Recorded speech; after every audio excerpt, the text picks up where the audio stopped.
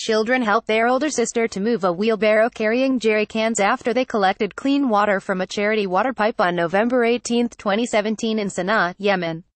Photo by Mohammed HamoudGetty Images. The greatest humanitarian disaster of our lifetime is unfolding in Yemen. The country has been brutalized by war since 2015, and is now suffering through a famine so bad it could kill 150,000 children over the next few months, according to the World Food Programme. The human brain is not wired to process a number like that. It is easier for us to empathize with the death of a single child we know than hundreds of thousands who merely exist as a statistic in a column. Let me help. Imagine every baby you have seen in the last 6 months. The ones on Facebook. The ones on the bus.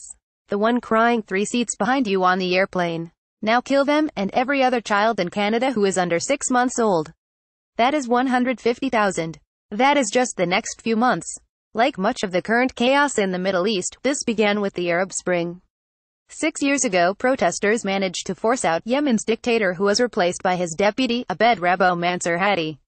He inherited a country in disarray. The jobless rate was high, the economy was a mess, as was the government.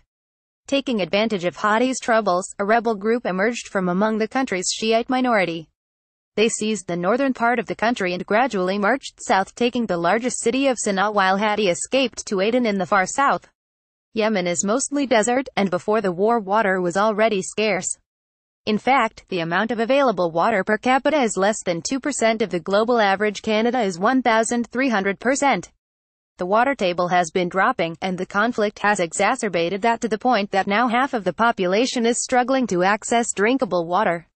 More than 20 million people are in dire need of humanitarian assistance, according to the United Nations. 16 million lack food, 15 million have no access to any medical aid, and the fastest spreading cholera epidemic ever recorded has already hit more than 900,000 people. This is how you get to 150,000 children dying in the space of a month. Canadian ally Saudi Arabia bears much of the responsibility. In an effort to support their Sunni allies, the Hadi government, it has been launching thousands of airstrikes across Yemen for 2 years now. According to analysis by a coalition of international NGOs, over a third of these destroyed civilian targets, including most of the hospitals in the country.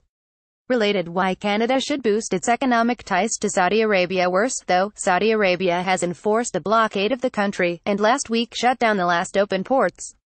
Even before the war, Yemen had to import 90% of its food, and most of that came by sea.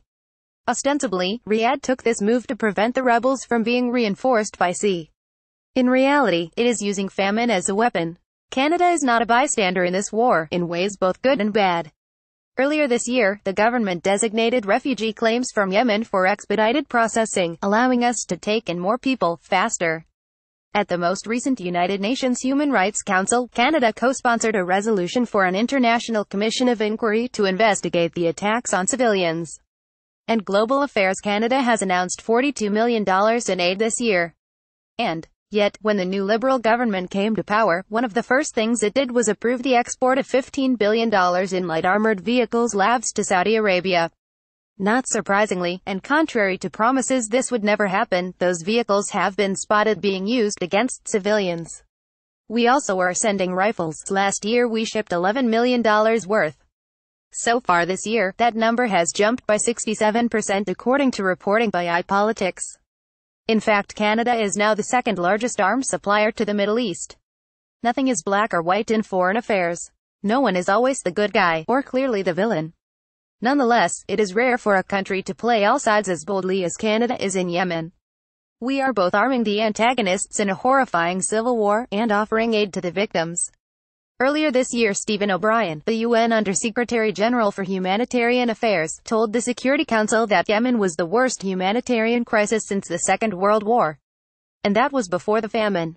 Surely, if there was ever a moment when Canada could safely pick sides, this would be it. Our government could, at the very least, start by strengthening Bill C-47, which proposes to tighten up controls over Canada's arms exports and bring us into compliance with our obligations under the UN's Arms Trade Treaty.